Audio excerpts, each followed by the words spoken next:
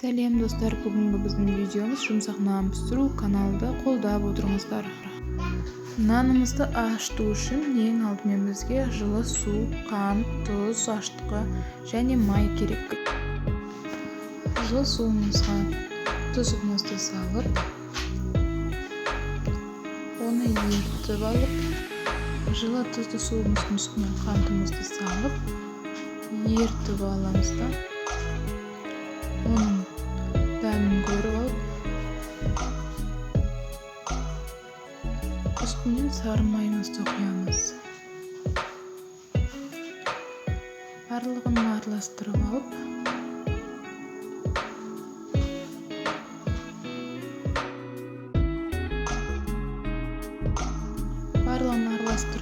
үстінен бір қасық ашытқымызды саламыз.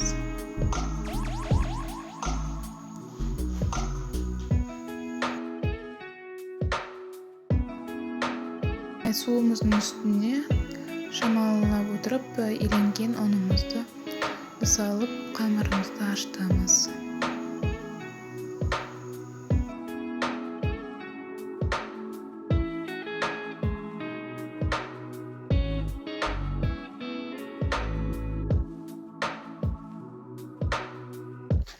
Ашытқан қамырымыз жұмсақ болу керек. Одан кейін қамырымызды 1 сағатқа ашығанға дейін жауырып қойып қоямыз. Ашыған қамырымызды жылы сумен 1-2 рет басып, қайттан көтерілгеннен кейін формалаймыз.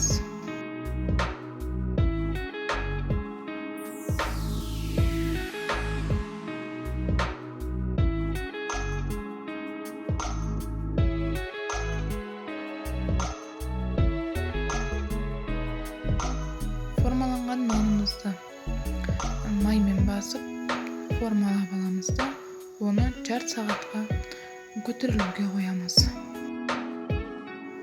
Көтерілген нанымыздың ортасынан 2-3 жерден басып, ол өйткені духовкаға салған кезде ортасы көтеріліп ашық болып қалады. Сол себепті де ортасынан 2-3 жерден басып, үстінен жұмыртқа жап, духовкаға саламыз.